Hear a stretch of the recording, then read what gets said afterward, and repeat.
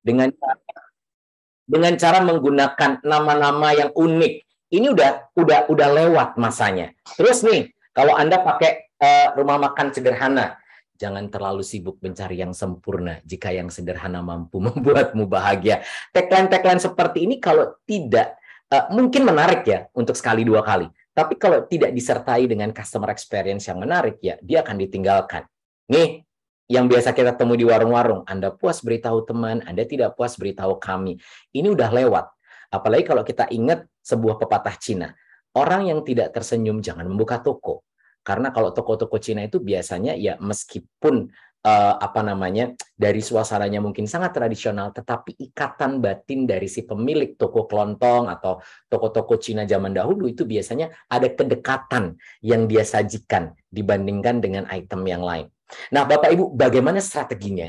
Strateginya adalah kita harus benar-benar mampu membuat desain customer centricity itu yang kita tanamkan kepada anak buah kita, kepada para tentara frontliner kita. Karena the common service story itu happen. Banyak perusahaan yang gagal menawarkan layanan. Banyak para eksekutif atau pemilik layanan menyatakan, sulit nih, gimana Pak? Mau bikin karyawan saya itu sopan. Yang ketiga, tidak ada service culture yang customer oriented. Semuanya versi saya, mau beli syukur, enggak syukur. Yang keempat, nggak memiliki visi layanan pelanggan, bahkan nggak tahu cara membuat visi layanan pelanggan seperti apa. Yang kelima, tidak ada kejelasan yang namanya quality service itu bagi perusahaan. Yang keenam, tidak pernah melatih karyawannya untuk bisa terlibat berkomunikasi dengan pelanggan. Mereka direkrut, mereka sekedar melayani, selesai. Yang ketujuh, tidak ada strategi tentang service culture. Yang kedelapan, leader-leadernya cuma mau pendapatan dan profit saja. Mereka even tidak menjadi role model untuk melayani. Duduk di meja kasir, menerima duit, kelar. Padahal bukan itu tugasnya. Because teman-teman, Bapak Ibu, semuanya, every interaction is matters. Bayangin nih, sebagai kasir yang kerja di convenience store atau supermarket, dalam 1 jam mereka harus tersenyum 8 kali 8 jam bekerja. Mereka harus melayani pelanggan dan selalu on gitu. 20 pelanggan per jam kali 8 jam. Berapa orang? Dan dia harus tersenyum terus.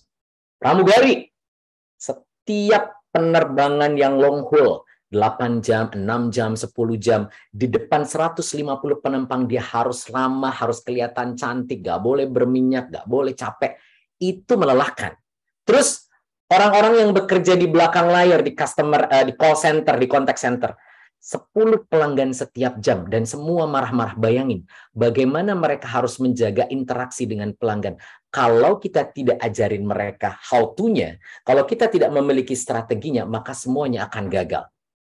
Dalam lingkungan seperti ini, maka perusahaan harus benar-benar berinvestasi dalam mewujudkan yang namanya customer centricity. Ini contohnya Bapak Ibu, bagaimana perusahaan itu bisa berhasil menciptakan customer centricity. Ini terjadi di Tampa International Airport. Bagaimana mereka diajarkan kalau ada anak-anak yang terbang, mainannya tertinggal, maka mainannya ini akan dipublish melalui sosmednya airport ini. Mereka akan bilang bahwa, nih loh yang punya mainan ini, aman, mainan kamu masih ada di airport, dia lagi keliling-keliling gitu. Jadi dia mainannya ini difoto, dan dikelilingkan di semua titik di airport, kemudian dipublish di sosial medianya. Jadi once ada penumpang yang anaknya nangis karena kehilangan boneka atau mainannya, dengan serta-merta mereka akan menghubungi si airport itu kembali. Unik kan? Dan ini sederhana, karena customer centricity itu nggak harus semuanya punya biaya. Employee needs clear direction so they know what's expected of them. A clear definition of outstanding customer service provide this direction. Dan ini harus belongs to owner, founder, atau top management. Bapak Ibu, culture is not a side project. Jadi jangan dikira bahwa customer centricity itu adalah pekerjaan sampingan. Ini benar-benar harus didukung dan didesain oleh mereka-mereka yang menciptakan perusahaan-perusahaan tersebut. Baik perusahaan dalam bentuk produk maupun services. Every customer interaction is an opportunity for a hero moment, for a service failure. Jadi kalau Anda gagal untuk menciptakan interaksi, maka itu adalah titik yang sangat krusial. Bisa jadi customer happy, atau malah customer gagal dan cari provider, produk, atau toko, atau restoran yang lain. Karena kita gagal mengeksekusi ini semuanya. Nah, saya mau, karena ini Akpring juga ada digitalnya kan ya, jadi saya mau share betapa yang namanya Domino's Pizza, ini di Indonesia juga ada. Domino's Pizza ini menjadi salah satu yang naik, naik ratingnya cepat banget dalam hal customer centricity, karena mereka mendahului produk-produk sejenis yang lain, yang pelanggan itu bisa melakukan kontak pembelian melalui channel digital apapun. Ini bisa melalui Twitter, bisa melalui smart TV, bisa melalui voice recorder, bisa melalui smartwatch dan lain sebagainya. Jadi segala macam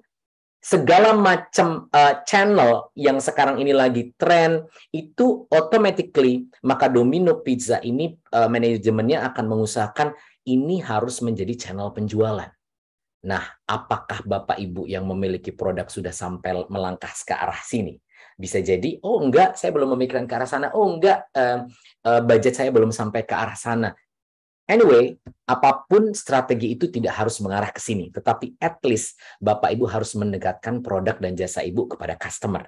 Dan harus berpikir, berempati. Sebetulnya customer itu pengennya seperti apa sih menggunakan jasa saya?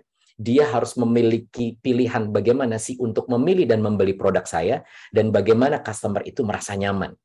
Nah, yang paling penting adalah, yang pertama adalah keselarasan, alignment. Itu benar-benar harus didorong. Di dalam perusahaan semuanya harus bergerak bersama. Orang finance, orang marketing, orang gudang, orang operasional. Benar-benar punya keselarasan bahwa customer itu is number one. Tapi sebaliknya, kalau kita tidak memiliki effort ke arah sana, tidak menyatukan mindset kita dari seluruh orang yang ada dalam organisasi, maka menjadi hal yang fatal. Ini contohnya apa yang terjadi dengan KAI kemarin, Bapak Ibu mungkin lagi seru ya di Twitter. Seorang anak udah beli seragam masinis, berharap dengan membeli tiket kereta api yang harganya 1 juta bisa naik yang luxury train gerbongnya. Ternyata pada saat dia naik, gerbongnya bukan yang luxury. Pada akhirnya begitu ibunya teriak di Twitter, barulah dirutnya turun tangan. Tapi ini menunjukkan bahwa KAI itu sebetulnya sampai hari ini sudah membaik, tapi ada miss-nya. Bahwa ternyata KAI antara operasional, bagian tiketing, bagian stasiun di lapangan tidak connect. Sehingga bagaimana bisa orang yang sudah memegang tiket berharga mahal, tapi naiknya, masuknya ke gerbong yang bukan seharusnya. Ini kan ada ketidaksinkronan. Jadi ketidakselarasan ini pasti akan menimbulkan ketidaknyamanan. Meskipun saya dalam kasus ini salut sama Direktur Utama KAI. Besok harinya dia menemui dan mengundang si ibu yang komplain ini. Tapi kan harus keluar dulu image negatif tentang KAI. Nah, Bapak Ibu, corporate culture, the way an organization member think, act, and understand the world around them. Mereka harus benar-benar aktif melihat bagaimana lingkungan itu mempersyaratkan, meningkatkan tuntutan terhadap penciptaan layanan itu. Dan perusahaan harus inline dengan tren tersebut dan needs and want dari customer. Nah, ini adalah tips terakhir yang mau saya share, bahwa ada 5 tahapan dalam implementasi service culture. Yang pertama, Bapak Ibu, karyawan itu harus ada panduannya. Nggak cuman kita, kamu senyum ya, kamu harus bikin customer happy ya. Bagaimana caranya? Kalau mereka nggak tahu dan nggak pernah diajarin. Yang kedua, penting juga untuk menyelaraskan proses bisnis. Jadi bisnisnya harus ditata, culture-nya harus disesuaikan. Jangan sampai bisnisnya biasa-biasa saja, tetapi kita effortnya terlalu tinggi. Malah ada gap yang muncul. Yang ketiga, harus punya strategi, sasaran, dan alat ukur yang tepat. Kita sudah sampai mana? 1 bulan berjalan ini sudah bagus atau belum? Apa sih komentar customer? Dan habis itu kita lakukan perbaikan. Yang keempat, karyawan harus diberikan empowerment. Harus diberikan authority. Kalau mereka menemukan permasalahan, mereka harus bisa langsung solve di lapangan. Jangan sampai karyawan bilang, nanti dulu ya Pak, Bu, nunggu manajer saya datang, karena saya tidak boleh mengambil keputusan seperti ini. Yang kelima, pemimpin perusahaan harus benar-benar menjadi hero dalam proses penciptaan culture itu sendiri. Dia harus bisa menjadi contoh. Nah, ini yang dulu benar-benar saya praktekkan waktu menciptakan First Class Garuda Indonesia. Karena Bapak Ibu, satu kursi di pojokan ini yang gambar ini, itu harganya 20-30 kali harga ekonomi kelas. Bayangin. Message dan ekspektasi dari direktur utama saya waktu itu adalah, Riza, can you have the idea, the assignment for you to creating a new concept of the first class is how can Garuda trying to deliver the service yang pada akhirnya harus zero complaint. Tapi benar-benar bagaimana mereka yang membeli dengan tiket harga mahal itu selalu happy, puas, dan menghindarkan yang tadi adanya komplain. Dan alhamdulillah ini bisa berjalan meskipun effortnya luar biasa. Di situ waktu itu saya memilih orang sendiri, menciptakan logo yang berlogo emas ini, mendesain ruangan lounge-nya, bagaimana mereka berkomunikasi, tata kelola komunikasinya, bagaimana look-nya, bagaimana seragamnya, dan lain sebagainya. Dan ini menjadi portfolio saya yang tidak akan pernah saya lupakan. Bagaimana desain first class service itu benar-benar bisa inline dengan tuntutan customer yang akan kita tuju. Nah, Bapak Ibu, engage employee with the culture ini penting. Karena ini benar-benar akan memberikan skor yang bagus terhadap customer satisfaction. Langkah-langkah untuk membangun budaya yang berfokus pada pelanggan ya, yang pertama, Anda harus punya tujuan dulu. Anda harus ukur. Jangan sampai Anda membuat produk cuma asal jual doang. Yang berikutnya adalah, ya Anda harus mengukur kepuasan pelanggan. Anda harus cari tahu mereka happy nggak dengan perbaikan yang kita miliki. Dan yang ketiga, bagaimana SDM itu kita ajarin. Bagaimana kita melatih mereka. Bagaimana kita mereview, memberikan reward, memberikan arahan perbaikan. Dan yang keempat, kita harus benar-benar tahu cara melayani. Supaya orang-orang di belakang, nggak cuma frontliner pun bisa mensupport dengan kemauan yang kita inginkan dalam customer centricity. Terakhir adalah bahwa para pemimpin pun harus menjadi juara layanan. Jangan sampai kita maunya delivery customer experience, tapi begitu ownernya lewat, senyum aja enggak, menyapa aja enggak, greeting aja enggak. Nah, itu berarti gap-nya sangat gede banget gitu.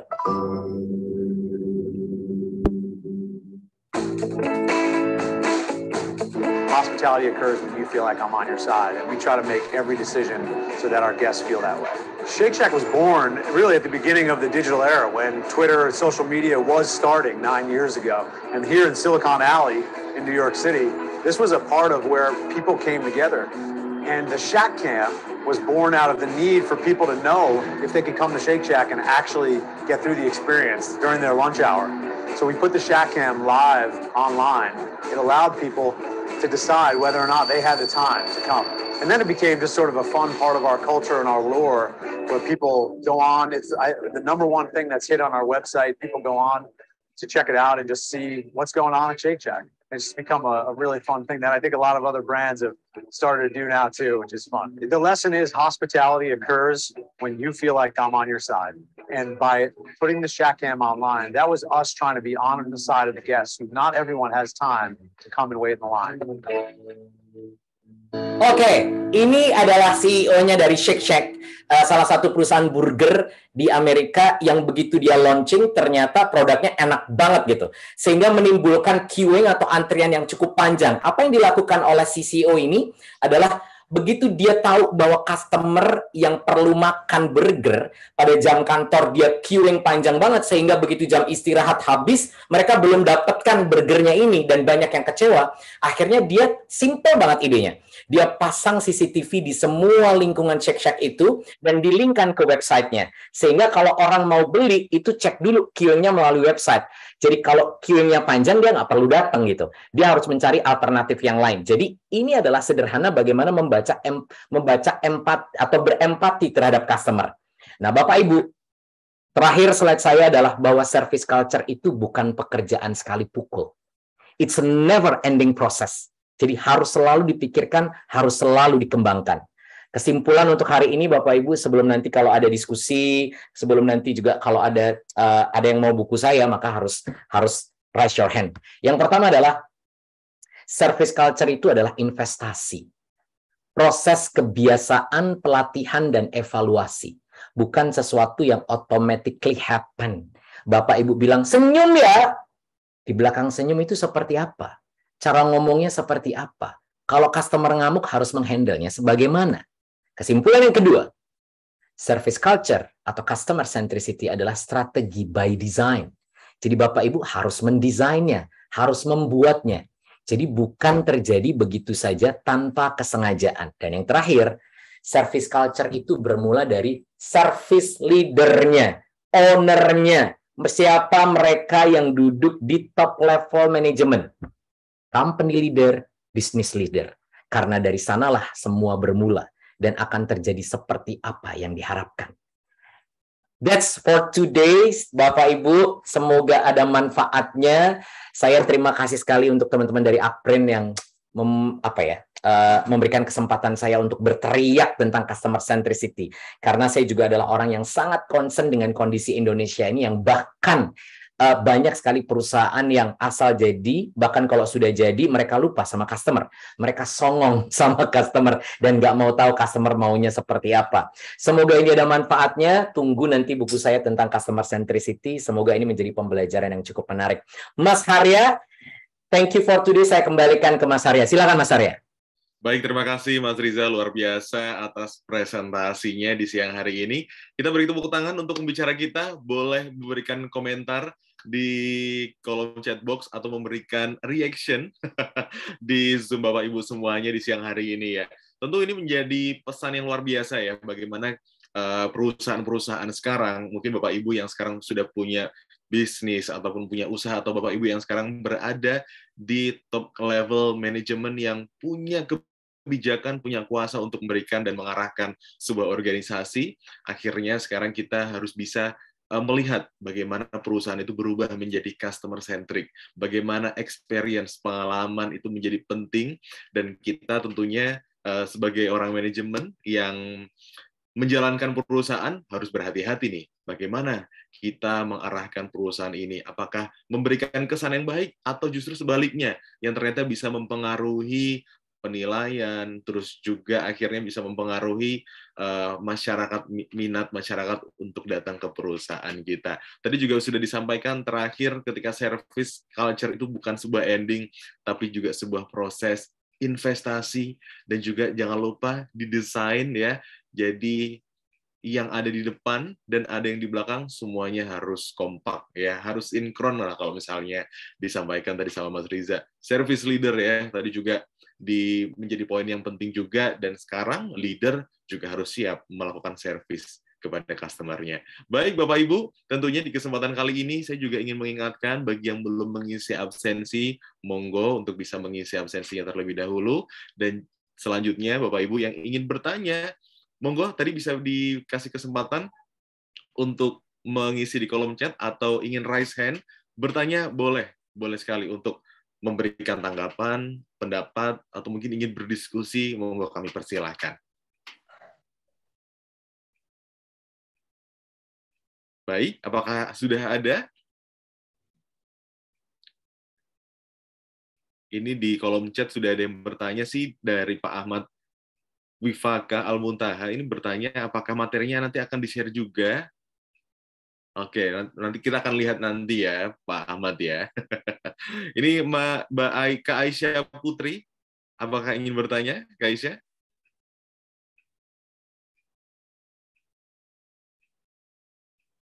Oh, oke. Ini sudah ada. Oh ya, kita pilih yang raise hand terlebih dahulu. Ini sudah ada Bapak Prima Suyitno.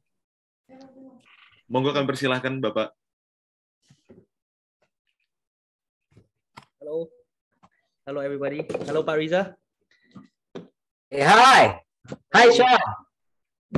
Yeah, so actually I got one question pertaining, let's say, sorry, I'm speaking in English, yeah. No problem. Let's say we got a customer complaint. And then because of the power of social media and all, it spreads like a wildfire.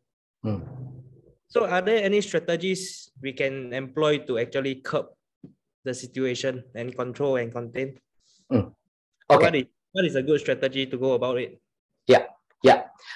Thank you very much. The social media is really big impact for the currently issue that suddenly coming and suddenly viral by the sharing by many people, and sometimes it's a funny story because for example, when the case happened in Indonesia, for example, so when the many people having friend in Singapore, for example. So the person in Singapore also trying to viral all the content of the bad stories to their friends. So it's look like funny, but they're never visiting Indonesia. But finally, they can notice that Indonesia there is one brand that finally bringing bad stories. So the things that the very important strategy that we have to execute now is how we trying to twist the bad story shortly through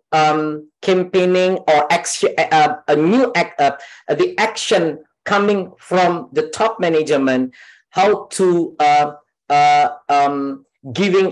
sending the apology to the customer especially, and also to the public. That's the first strategy that's very important. Please don't let this issue will be running automatically without any action at all. So I gave the sample through the case that I shared through the slides. That the train Indonesia train company in Indonesia had the bad story maybe last month, and you know what? One day after, the top director, means the top management, this CEO, inviting the person who complained through the social media, and you know what? Finally, the public, it's looked like giving. Oh yes, we understand. That's the missing of the small missing coming from the company. But actually, this is a big mistake made by the company. But because the quick response from the top management, it will be disappear suddenly. So means, Sean, the first strategy that's very important currently is you have to taking action soon as possible. And then the second one is you have to checking more detail to review, to recovery the service design. But the problem is, especially in Indonesia, it's not many company having the service design. This is the things that's very important. You're just trying to create the product, you're just trying to sell the service, but without any service design. You know what? Service design is look like a blueprint for the product and services. That's why before you launch your product, you have to create the service design. This is a very important shot. Are you got it? This you can understand my explanation so far, Sean? Thank you very much, Sean. Send my greeting to Pak Prima ya, Sean. Ya. Hai Pak. Hai Pak Prima. Sehat-sehat, keren. Sehat. Thank you, ketemu lagi. Alumni Aprin yang sukses nih. Wah, seniornya Pak Riza, mentor. Terima kasih, Mas Harya. Saya kembalikan Mas Harya. Iya, baik, luar biasa sekali ya. Tadi ketika ada krisis, ketika ada bad condition seperti itu tadi, pertama mungkin top level management bisa meminta maaf secara cepat, secara langsung. Mungkin kita bisa belajar tadi dari kasus KAI, atau mungkin dulu ketika ada kasus AirAsia ya, Pak Riza ya. Iya. Iya, Mas Harya, menarik. Waktu Mas Harya menyebut AirAsia, itu adalah memorable moment di mana CEO AirAsia, bisa cek deh, teman-teman bisa Google ya. Besok paginya begitu ada kecelakaan, CEO AirAsia itu tiba-tiba nggak lama dari kejadian itu hanya pakai singlet baju tidurnya, dia bikin press conference. Saya nggak tahu ini by design atau tidak, tapi seolah-olah begitu dia tahu, meskipun bangun tidur, dia langsung di depan kamera untuk menyampaikan permohonan maaf, dan permohonan maaf ini menjadi kartu truf yang sangat sakti. jangan sampai defense dulu, bahkan menghilang. Saya nggak mau menyebutkan brand ya, tapi di Indonesia ada satu airline yang begitu banyak kecelakaan terjadi, tapi CEO-nya nggak pernah muncul. Ya kan, itu adalah contoh. Kalau kita bicara tentang service dan kita bicara tentang kasus dan memilih sampel yang baik dan buruk, maka saya selalu angkat ini, bukan untuk memojokkan, tapi that's true. Kita benar-benar harus bisa belajar dari kejadian, Mas Arya. Thank you, Mas Arya, untuk merimain. Oke, siap Pak Riza. Ini luar biasa tadi. AirAsia juga, bagaimana Tony Fernandes juga datang langsung bertemu dengan para korbannya waktu itu. Dan juga akhirnya ada evaluasi taking action ketika untuk melihat dan checking lebih detail lagi, melihat apakah sudah perubahan-perubahan yang sudah dilakukan oleh operasional. Baik, terima kasih Pak Riza, dan juga tadi Bapak yang tadi sudah bertanya. Selanjutnya kita akan persilahkan, ini Pak Suwanto Raharjo sudah raise hand. Kami persilahkan untuk memberikan pertanyaannya. Ini suhu. Ini harusnya memberikan tambahan, ini bukan bertanya. Oh begitu Bapak. Monggo Bapak, kami persilakan. Mas Riza. Waalaikumsalam Pak Wawan. Oke, ngelanjutin aja tadi yang ditanyakan Son. Ya. Jadi kasus yang terbaru kan ini kasusnya Baim Wong nih, Mas Riza. Iya. Citayam Fashion Week. Nah ini terus apa yang harus dilakukan itu untuk merecover kembali? Itu pertanyaan pertama. Jadi ini kan apa? Mohon maaf, apa yang dilakukan gimana? Yang harus dilakukan sama Baim. Oh, yang dilakukan. Oke, baik. Nah, itu kan ada kaitan erat sama ini kan, sama customer kan. Iya. Jadi mungkin banyak yang hilang nih followernya si Baim gara-gara dia hakiin CFW kan. Iya. Itu yang pertama. Yang kedua, ngubah culture itu kan. Jadi ngubah budaya yang sulit untuk bisa care terhadap customer ini gimana, Mas Riza? Jadi misalkan gitu kan, misalkan ada sebuah perusahaan yang udah susah banget itu untuk dibawa ke budaya bisa care sama customer ini. Jadi mulainya dari mana gitu kan? Ini kadang-kadang banyak yang hal seperti ini. Jadi apakah mulai dari atas dengan tangan besi itu kan? Itu kayak Mas Prima itu tangan besi itu. atau harus gimana gitu kan, khususnya mungkin kalau di Jogja ini kan ya pakai gitu kan, dan lain sebagainya, itu masih jadi problem tersendiri. Jadi dua pertanyaan itu Mas Riza, jadi apa yang mesti dilakukan kalau kasus seperti Baim Wong itu, kemudian ya itu kan tadi ada kaitannya sama sosial media yang disampaikan oleh Sean tadi. Yang kedua adalah changing the culture ya, jadi merubah budaya itu bagaimana sih, khususnya yang bisa menerima perubahan ya untuk bisa care terhadap customer. Itu Mas Riza. Oke, makasih. Dari Citayam ya, Fashion Week ya, CFW ini, SCBD, ada yang menunjukkan SCBD yang CFW segala macam. Kalau saya melihatnya Baim sebagai produk ya, Baim sebagai produk, bahwa dia nama dia adalah sebuah brand yang dia memiliki customer, yaitu followernya. Ini saya mau lihat satu sisi dulu. Pada intinya adalah klarifikasi yang dia lakukan kemarin cukup seru menurut saya. Pada saat dia dibombardir dengan berita-berita yang negatif, kemudian dia klarifikasi, itu menurut saya itu adalah cara yang cerdas, dan klarifikasinya sebetulnya untuk sungguh masuk akal. Dan menurut saya sebagai orang marketing, dia punya kecerdasan yang luar biasa karena dia melihat potensi yang luar biasa gitu kan di satu sisi.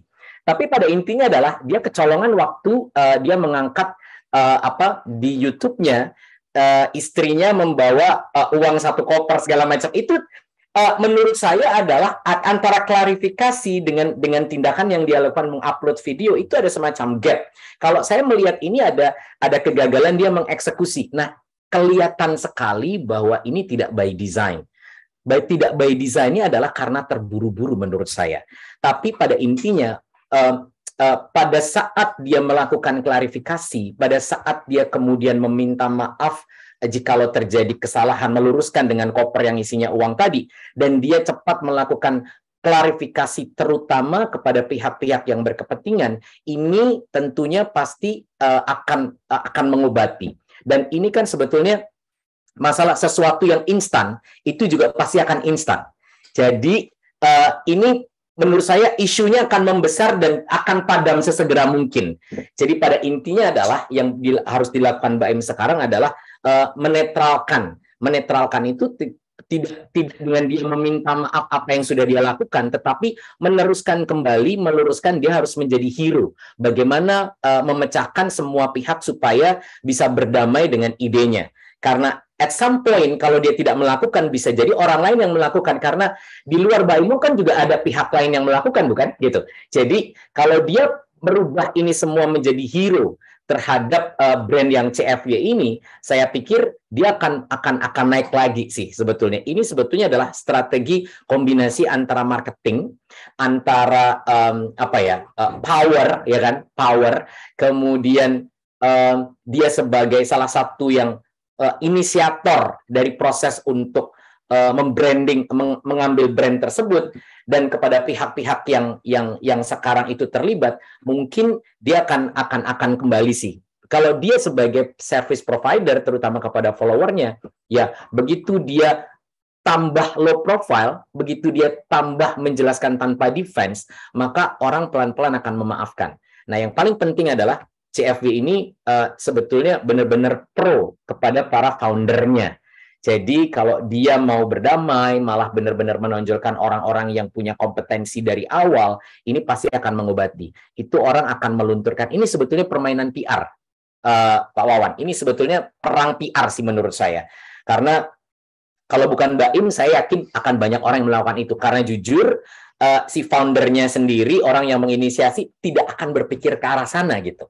Itu kan poinnya. Ini kan sebetulnya dulu-duluan aja gitu. Anyway, menarik pertanyaan yang menjadi isu besar. Nah, yang kedua, gimana sih caranya mengubah culture yang sudah terlanjur? Mulainya dari mana?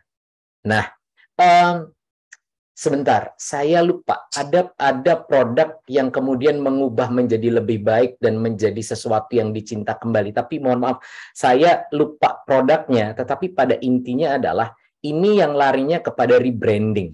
Pada saat kita sudah menjual produk kita setahun, 2 tahun, dan ternyata ada kejadian yang memberikan dampak negatif pada kita, yang perlu dilakukan adalah rebranding. Hanya saja, rebranding atau re-improve ya, mengencourage image dari produk kita yang sudah yang buruk ini, itu perlu step. Nah, step yang pertama yang tadi Pak Wawan pertanyakan, harus mulai dari mana? Harus dari service design. Contohnya gini Pak Wawan. Ini kita punya rumah. Rumah itu punya 16 lampu. Tiba-tiba suatu hari ada 2 lampu yang mati. Pertanyaannya, kalau kita tidak punya struktur atau blueprint dari kabel itu ditanam di mana, dia larinya hubungannya kemana, kita susah loh mencari tahu ini yang kita bongkar mana dulu. Yang ada adalah kalau kabel itu ditanam di tembok, semua tembok kita bongkar karena kita nggak punya blueprintnya gitu. Nah, service design itu adalah persis kayak blueprint kabel tadi. Flow-nya seperti apa, siapa yang bertanggung jawab, berapa lama proses delivery antara dapur dengan meja saji, antara meja saji dengan meja atau table dari customer, itu benar-benar harus diukur timingnya, service quality-nya. Nah, ini adalah service design. Ini akan memudahkan jikalau customer itu komplain, kita akan tahu komplainnya itu dia di posisi mana, jam berapa, oleh siapa, di tahapan yang mana. Kalau kita punya blueprint, kita akan dengan cepat memperbaiki ini, service design itu. Nah, biasanya orang yang benar-benar semangat pengen bikin bisnis, cuma berpikir modal, punya produk, dan jual. Tapi flow-nya ini tidak pernah terpikirkan. Sehingga begitu customer datang, ya udah nerima itu aja mentah-mentah gitu. Padahal customer itu harus disajikan, waduh, ternyata bagus banget ya. Wah, ternyata enak banget ya.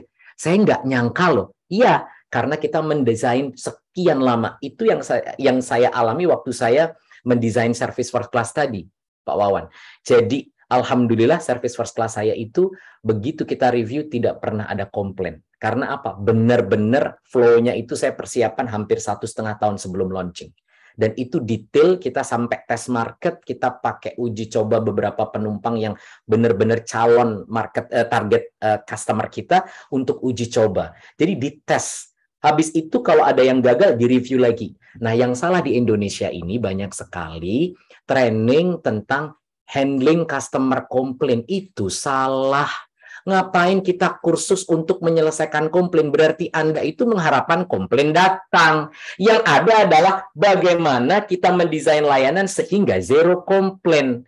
Saya kadang-kadang kalau diminta, Pak Riza, boleh nggak ada training tentang customer complaint? Saya bilang, Bu, jangan bikin customer complaint handling management dulu deh. Kita service design dulu, karena itu sebetulnya otaknya ada di situ, root cause-nya ada di situ. Kita bisa tracing di mana kesalahan itu terjadi. Jadi awal mulanya dari situ, Pak Wawan. Kalau kita misalnya, kasih tahu dong frontliner yang di kasir, kenapa nggak bisa senyum?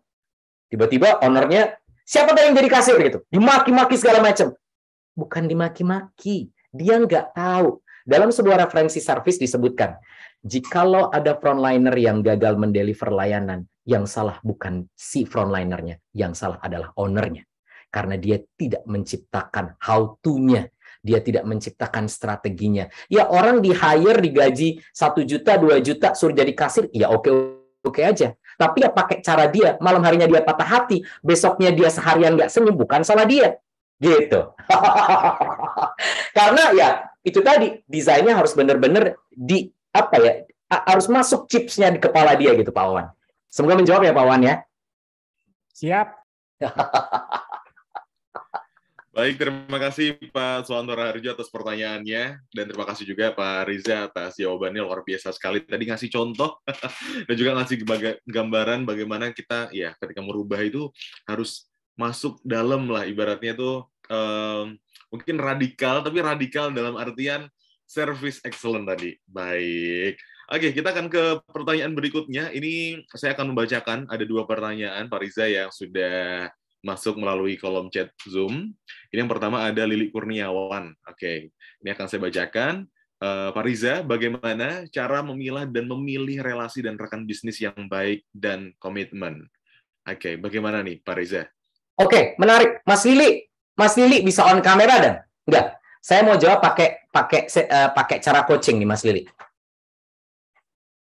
Oke, Mas Lili, boleh di-on-in nggak audionya? Boleh, Assalamualaikum. Waalaikumsalam. Mas Lili, ini Ya. benar pertanyaannya adalah kalau kita memilih rekan kerja untuk memulai berbisnis, gimana sih cara memilihnya yang benar gitu kan? Ya. Nah, Mas Lili, ini saya menjawabnya bukan pakai service design atau customer centricity. Ini adalah expertise saya yang lain yang sudah saya tekuni sejak 2018. Ini temennya family business, ini temennya startup company management. Kesalahan banyak orang adalah begitu kita punya teman dekat, dia punya duit, kita ajak kerjasama, that's it. Kamu 70% ya, aku 30%. Aku punya tempat, kamu uangnya apa segala macam. Aku 30% aja, langsung dealing. Padahal cerita sebelum kontrak kerjasama itu jalan, itu harus ada review. Mas, 10 di antara 11 kerjasama itu gagal gara-gara pertemanan. Padahal sebelum kita deal untuk kontrak kerjasama, harus ada tahapan-tahapan detail tentang bagaimana kita menjalankan bisnis itu dan seandainya terjadi permasalahan. Dalam buku yang sedang saya tulis ini nanti, memang buku saya judulnya tentang family business. Insya Allah tahun depan akan diterbitkan Kompas. Ini family business ini bisa diterapkan dalam konteks startup, jadi joinan, temenan, kongsian gitu. Harusnya yang paling benar adalah setelah deal, jangan bikin produk dulu, jangan bikin perusahaan dulu. Ditariklah permasalahan-permasalahan yang akan terjadi ke depan menuju ke saat ini. Jadi dipotret kemudian, dan itu menjadi item-item standar yang akan kita masukkan dalam kontrak kerjasama. Jangan asal punya modal, jangan asal, wah ini teman saya Pak, kita udah kayak keluarga Pak, kita udah kayak kakak adik, saya tahu dia curhatnya sama saya, makanya kita cocok Pak bikin kerjasama. Itu sebetulnya menjerumuskan, karena bisnis is bisnis. Bisnis itu bukan pertemanan. Bahkan 10 dari 11 kerjasama pertemanan dan persaudaraan itu jadi rusak gara-gara kita cuman modal kepercayaan. Jadi kalau kita berteman, jangan diangkat ke bisnis. Tapi kalau kita dari pertemanan menuju bisnis, harus ada kontrak detailnya. Mas Lili, Januari kemarin, saya cerita ya nih, ini true story. Ada 3 anak muda dari Jakarta, 2 dari Jakarta, 1 dari Surabaya, telepon saya. Pak Riza, bisa nggak kita didampingi untuk rencana launching bulan April? Launching apa? Dia launching hijab, Mas Lili. Dan dia dapat investor dari Amerika, anak 3 cewek ini. Dan yang lucu adalah persis yang pertanyaan Mas Lili ini. Bertiga ini karena berbekal pertemanan. Kemudian saya, boleh nggak kita ketemu dulu? Begitu ketemu, boleh nggak launching kamu diundur 2 bulan? Kenapa? Kalau kamu akan belajar tentang ini, saya akan share tentang bagaimana startup management itu benar-benar dikonsep jauh lebih awal kontraknya di antara kalian bertiga. Setelah 2 sesi 2 hari itu, apa yang terjadi? Itu sesuai dengan prediksi saya. Jadi mereka langsung emosinya, pertemanannya rusak, Mas, 2 bulan itu. Karena pada saat saya share dengan materi saya, itu mereka baru sadar, oh iya juga ya. Ternyata modal pertemanan dan kepercayaan aja nggak cukup. Akhirnya mereka benar-benar memundurkan launchingnya 2 bulan. Dan akhirnya mereka sekarang bikin kontrak tebel di antara mereka bertiga. Jadi, Mas, jangan hanya modal sahabatan kemudian bikin kerjasama. Apalagi saudara. Itu benar-benar akan merusak. Percaya sama saya. Karena saya melakukan survei tentang ini. Bahkan jangankan pertemanan, Mas, sekarang saya punya klien, salah satu pengusaha yang cukup besar di Jawa Tengah, karena saya kontrak dengan Honda untuk menghandle family business. Itu, di family business itu terjadi perang Baratayuda. Antara papa, mamanya, anak nomor 1, anak nomor 2, itu di rumah udah perang banget.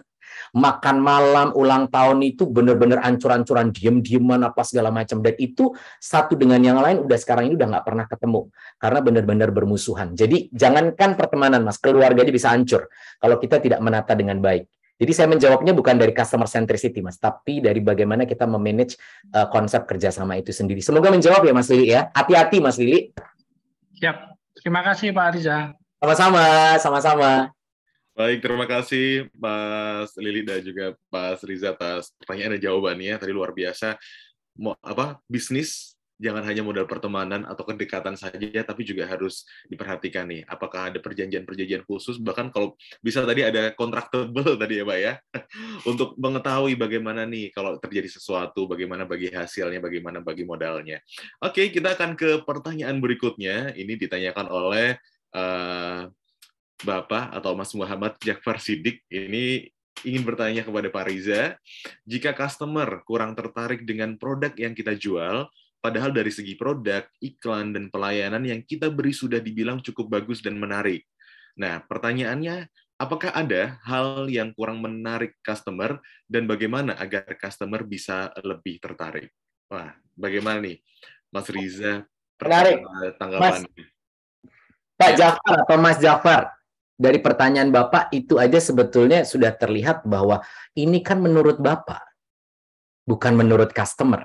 Yang disebut customer centricity itu yang disebut produk menarik, iklan, pelayanan itu dari kacamata mereka. Jadi bukan dari versi kita.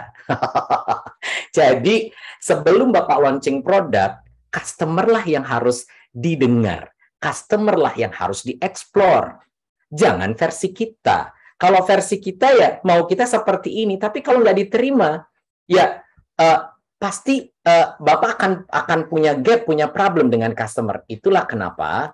Jadi customer yang harus didengar, Pak. Kalau Bapak sudah terlanjur, maka Bapak sebelum launching lebih baik melakukan tes market terlebih dahulu. Cek dulu customer itu dengan produk yang saya sajikan, layanan itu bisa diterima nggak sih? Jadi semacam survei, itu yang saya lakukan waktu first class itu sebelum itu di launching. Saya tes market dulu, dan ternyata penerimaannya bagus, di-on-kan. Dan kalau ada hal yang salah, kemudian kita perbaiki sebelum launching. Jadi kembali lagi, berhati-hati dulu. Kacamatanya jangan kacamata produser, atau provider, atau seller. Tapi kacamata adalah kacamata customer. Gitu ya Pak Jafar ya? Jadi bisa diulang sih Pak, bisa dipelajari lagi, belum terlambat gitu. Semoga menjawab Pak Jafar. Iya, terima kasih Pak Riza atas jawabannya, dan itu tadi adalah pertanyaan terakhir kita untuk di sesi tanya jawab ini, dan selanjutnya kita akan mempersilahkan untuk pembicara kita lagi, Mas Riza, Pak Riza, untuk bisa memberikan closing statement dan bagaimana kesan ketika mengisi webinar kita di siang hari ini. Oke, menarik. Ini pertama saya bicara untuk Akprin ya, dan saya senang banget karena diminta untuk bicara tentang customer centricity, karena di antara fokus saya yang lain ada leadership, ada change management, life balance, dan family business. Customer centricity ini jarang orang yang tertarik, tapi ini juga terjadi karena di Indonesia ini belum banyak yang concern. Jadi buat saya happy banget untuk sharing ini, dan saya juga sedang benar-benar berupaya at least 2 tahun lagi buku saya tentang customer centricity ini akan bisa terwujud. Tapi buat saya sebagai not only enthusiast, saya adalah practitioner untuk customer service ini. Saya sangat appreciate kepada teman-teman dari Akprin yang sudah mengangkat isu ini. Hopefully ini akan menjadi semacam kayak isu yang bisa diimplementasikan terutama buat teman-teman yang ada di Jogja. Mas Harya, saya baru hampir 2 tahun ini kembali lagi ke Jogja setelah sekian tahun saya di Jakarta dan di luar. Banyak sekali yang saya komplain tentang provider layanan dan penjualan produk di Jogja yang jujur banyak sekali yang mereka tidak memperhatikan ini. Contohnya nih Mas Harya, jadi teman-teman, viral di sosial media. Saya sebutkan aja kategorinya coffee shop. Wah, tempatnya keren, like-nya banyak segala macam. Saya datang 2-3 tempat saya datengin, tapi nggak satu pun saya membeli. Kenapa? Bayangin, untuk pesan minuman aja itu 2,5 jam saya harus menunggu. Jadi sebetulnya ini tuh sebetulnya yang mau ditonjolkan campaign tentang keindahannya, perang-perang banyakkan like atau enggak, atau perasaan customer yang didahulukan gitu. Nyatanya ini akan menjadi sebagian. Bahkan ada hotel itu yang, Mbak, boleh saya tanya rate untuk ruang meetingnya? Pak, ini Bapak telepon jam 12:30, sales kita lagi makan siang. Oh my God. Pak, Mas Harya, hotelnya itu berbintang. Tapi jujur, ini kelihatan sekali buat saya sebagai pemerhati dan praktisi dari service. Mereka tidak pernah berpikir dan mengajarkan how to communicate. Jadi untuk hal yang simpel aja mereka lupa. Ini yang disebut mereka lupa akan customer centricity. Semoga ini ada manfaatnya. Dan terima kasih Mas Harya sudah menemani saya hari ini untuk Civitas Akademika dari Akprin. Semoga sukses selalu. Insya Allah nanti semoga kapan-kapan saya bisa main ke Akprin. Jujur saya belum pernah ke Akprin nih. Nanti biar diundang sama Pak Rektor, Pak. Baik, terima kasih Pak Riza atas closing statement-nya yang luar biasa sekali. Semoga nanti segera kita bisa bertemu di Akprin, Pak Riza, dan tentunya ini menjadi momen yang luar biasa untuk kita di siang hari ini bisa bertemu dan berdiskusi bersama Bapak Riza. Oke, ini juga sudah ada yang memberikan pertanyaan. Instagram Pak Riza Perdana Kusuma apa ya, biar bisa saling share. Wah, @Riza Perdana Kusuma, baik. Sudah dijawab langsung ya. Kurang dari waktu 1 menit ya. Kurang dari 1 menit saya jawab. Baik, Pak. Oke, selanjutnya ini sebelum kita tutup, ini akan ada kesan dan penutup yang akan disampaikan langsung oleh Bapak Rektor IST Akprin Yogyakarta, yakni Bapak Dr. Edi Sutanta, STM. Mas Pak Edi Sutanta, boleh nggak saya interrupt 2 menit? Silakan. Oh iya. Terima kasih banyak ya. Salam kenal dulu. Terima kasih banyak kepercayaannya Pak. Waduh, saya ini pasti kompornya Mas Wawan nih. Bapak Ibu, teman-teman saya, teman-teman semua, saya senang banget bisa berkenalan dengan para profesional dan orang-orang pintar semua di Zoom ini. Tapi saya boleh 2 menit memperkenalkan program saya. Saya adalah begitu antusias untuk berdiskusi dengan konsep seperti ini. Maka kalau Bapak Ibu nanti follow Instagram saya sedang memperkenalkan program baru saya namanya Roundtable. Jadi saya punya kelas, saya punya program beasiswa dan lain sebagainya. Yang baru saya launching ini adalah program Roundtable. Itu di mana ada series diskusi.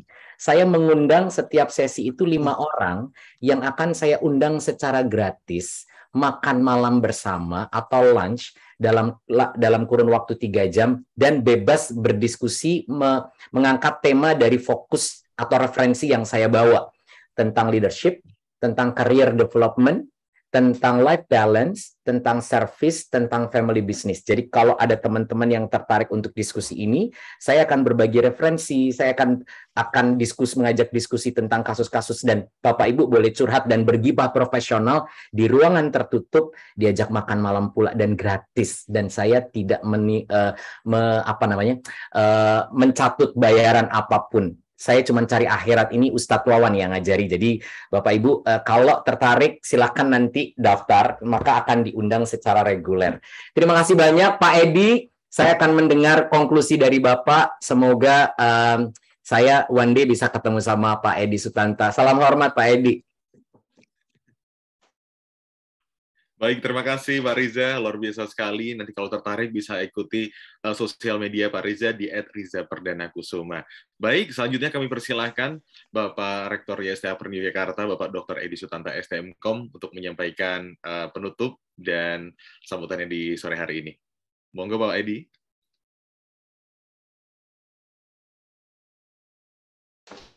Salam sejahtera semuanya.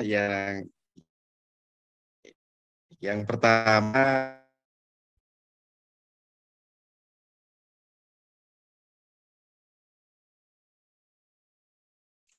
saya harus mengucapkan terima kasih dan penghargaan yang setinggi-tingginya kepada Mas Riza.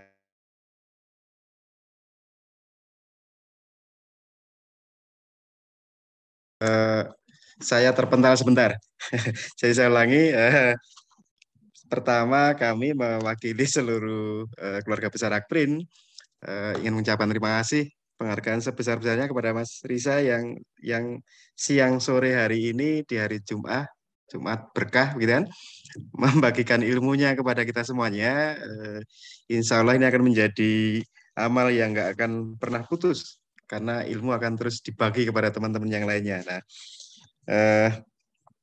saya sempat membaca rangkuman begitu CV Mas Riza dan jadi speechless gitu, mau ngomong apa gitu. Karena memang setiap kata bahkan mempunyai makna yang dituliskan di CV itu. Nah, saya juga terima kasih karena Mas Riza sangat terbuka untuk berdiskusi, sharing begitu. Tadi sudah ada tawaran setiap seri 5 orang untuk bisa diskusi apapun gitu ya, untuk kebaikan. Nah, saya rasa ini peluang yang sangat baik. Saya rasa teman-teman nanti bisa manfaatkan, atau bahkan kalau perlu ya kita todong aja gitu.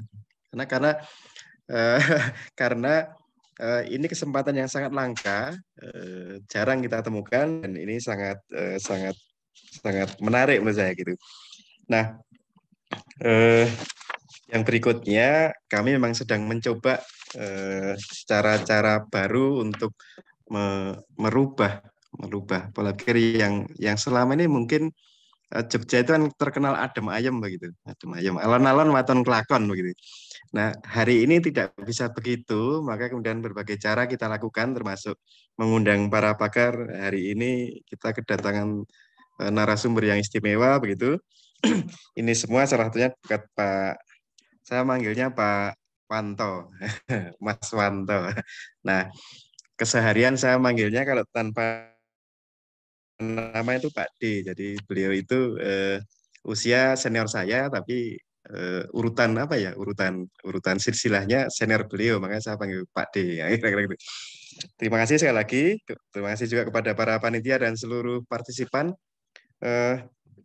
Acara ini masih akan kita lanjutkan di pertemuan berikutnya, seri yang ke-13 ya, Mas Arya ya, 13. Kita akan coba topik yang berbeda tentang robotika. Insya Allah juga sudah muncul narasumbernya, Pak Benny Firman. Nah,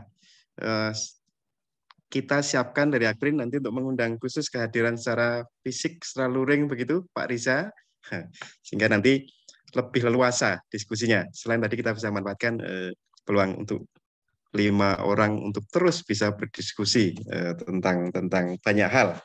Saya rasa ini yang jarang kita temui selama ini. Atas nama Green, jika ada yang kurang berkenan kepada narasumber juga kepada para peserta, kami mohon maaf. Insya Allah hari ini kita akan mendapatkan manfaat yang tadi bisa berguna untuk masa depan kita masing-masing.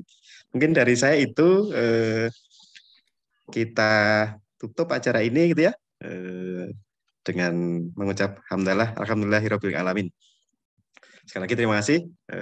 Sampai bertemu kembali dengan Mas Riza secara luring begitu, dengan narasumber berikutnya secara daring. Makasih Mas Riza. Assalamualaikum warahmatullahi wabarakatuh. Waalaikumsalam warahmatullahi wabarakatuh. Amin Pak Edi, terima kasih banyak. Sehat-sehat selalu Pak. Amin, sehat selalu Mas Riza. Baik, kami ucapkan terima kasih kepada Rektor ISTR Perdiri Jakarta, Bapak Dr. Edi Sutanta, STMkom, yang telah menyampaikan penutup dan sambutannya di sore hari ini. Baik, selanjutnya setelah ini kita akan ada sesi foto bersama, namun sebelum itu kami persilahkan untuk pembicara kita, Pak Riza, untuk bisa memilih satu penanya terbaik untuk mendapatkan hadiah Imani dari ISTR Perdiri Jakarta nih Bapak. Monggo Pak Riza bisa memilih satu pertanyaan saja untuk mendapatkan hadiah. Ya, yang jelas saya nggak akan milih Pak Wawan ya. Itu kalau saya memilih Pak Wawan ini adalah kesalahan teknis gitu. Jadi saya larikan ke Mas Lili aja kali ya. Mas Lili,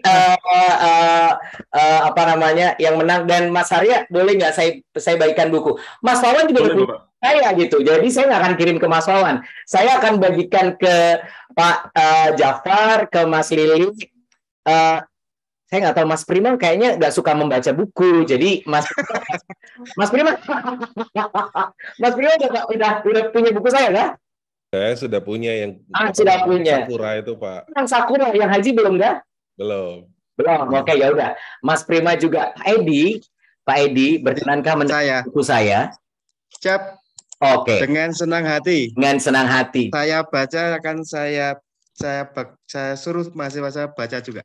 Amin. Mas Arya, jadi ada 4 yang akan saya kirimkan. Nanti kita japrian ya Mas Arya, saya kirim kemana. Terima kasih, semoga ada manfaatnya. Amin. Baik, terima kasih Pak Riza Perdana Kusuma atas pilihannya dan juga buku yang sudah diberikan. Kita beri tepuk tangan untuk narasumber kita di kesempatan kali ini. Dan terakhir, kami persilakan untuk Bapak Ibu peserta untuk mengaktifkan kamera. Kita akan melakukan sesi foto bersama, mengabadikan momen yang luar biasa bersama Pak Riza Perdana Kusuma di sore hari ini. Monggo. Iya dong, untuk kameranya dihidupkan dong, karena saya juga mau pasang di Instagram saya. Nanti ada akun logonya saya pasang, nggak seru kalau kameranya nggak ada. Nah, gitu dong. Kita akan melihat siapa saja yang kan? mengikuti diskusi. Oke, selamat sore. Ini ada Kak Ezra, Rizky Suwanti, terus juga ada Kak Yendri, lalu juga ada Bapak Fahmi Faisal, terus juga ada Ibu Nurul Khotimah. Selamat sore, terima kasih. Silahkan yang lainnya untuk mengaktifkan kamera. Nanti akan dibantu sama operator untuk screenshot ya di sore hari ini. Oke. Baik, dalam hitungan 3, 2, 1. Baik, sekali lagi. 3, 2, 1. Satu kali lagi Bapak Ibu, boleh jempolnya untuk Akprin, untuk kita semua di sore hari ini. 3, 2, 1.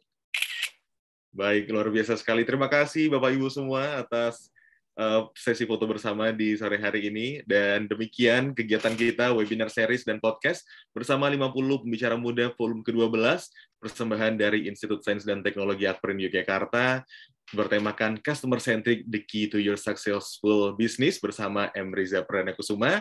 Saya Hari Rifki selaku moderator.